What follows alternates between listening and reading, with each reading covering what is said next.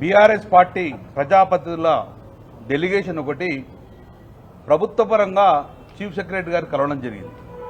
కలవడంలో ముఖ్య ఉద్దేశం బీసీలకు ఈ రేవంత్ రెడ్డి ప్రభుత్వము అన్యాయం చేయడమే కాదు, అవమానించడం జరిగింది. ఈరోజు అన్యాయం చేసిన ఒక ఎత్తు అంటే ఓవరాల్గా మా బీసీ కమ్యూనిటీని అవమానించిండు.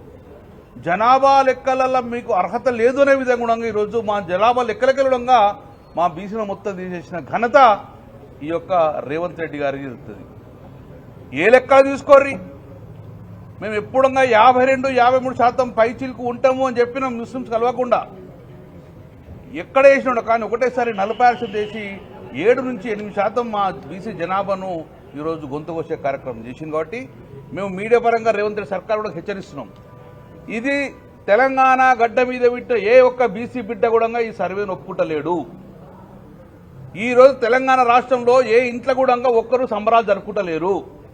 సంబరాలు జరుపుకుంటారంటే మీ కాంగ్రెస్ పార్టీ ప్రతినిధులు గాంధీ భవన్ మాత్రం చెప్తారు, కానీ గాంధీ వాళ్ళు కూడా గ్రామాలకు సంబరాలు చేస్తే వాళ్ళని ఉరికించి కొట్టే పరిస్థితి ఈరోజు తెలంగాణ బీసీలు ఎదురు చూస్తూ ఉన్నారు.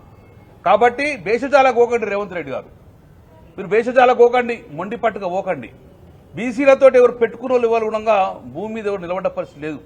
కాబట్టి ఒకటే చెప్తున్నారు, భేషజాలు పోకుండా రీసర్వే చేయండి. సలహాలు ఇస్తున్నాం మేము, రీసర్వే చేయండి. నిజంగానే మీకు మా అసెంబ్లీలో తేన మాటలు మాట్లాడటం మీకు మా మీద ప్రేమ ఉంటే ఒకరోజు డెడికేషన్ డే పెట్టండి.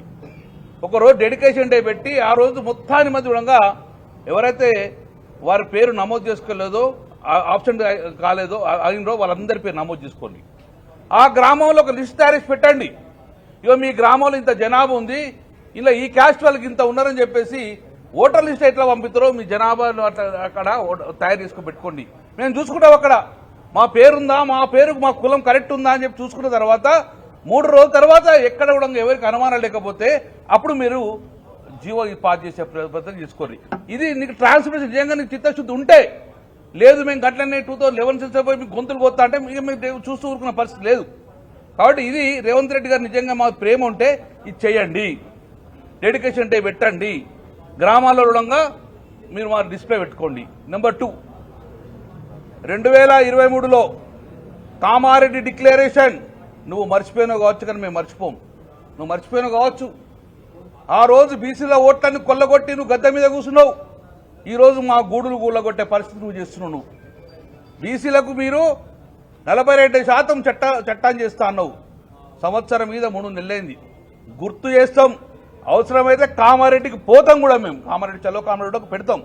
కానీ మీరు మాకు ఇచ్చిన హామీలను ఎట్టి పరిస్థితుల్లో వదలము. మా ఓట్లన్నీ కొల్లగొట్టిరు, ఇది ఇస్తాం అది ఇచ్చేసేసి ఓట్లను బీసీలు ఓట్లు కొట్టుకుని 42% పక్కకు పెడుతున్నారు. కాబట్టి కామారెడ్డి డిక్లరేషన్ ఏం చేసిండో అది విధిగా మా బీసీలకు వాటా అందియండి. అల్టిమేట్ ఒకటే చెప్తున్నాం, మా రాజ్యాధికారం కావాలి, సంఖ్యాపరంగా రాజ్యాధికారం కావాలి. మా సంఖ్య చెప్పండి, రాజ్యాధికారం మాకు కావాలి. కాబట్టి డెఫినెట్గా ఈరోజు సంఖ్యాపరంగా రాజ్యాధికారం కోరుకుని బట్టి మా సంఖ్యను ట్రాన్స్పరెన్సీగా చెప్పాలని చెప్పేసి డిమాండ్ చెప్పకపోతే టీఆర్ఎస్ పార్టీ ఊరుకోదు.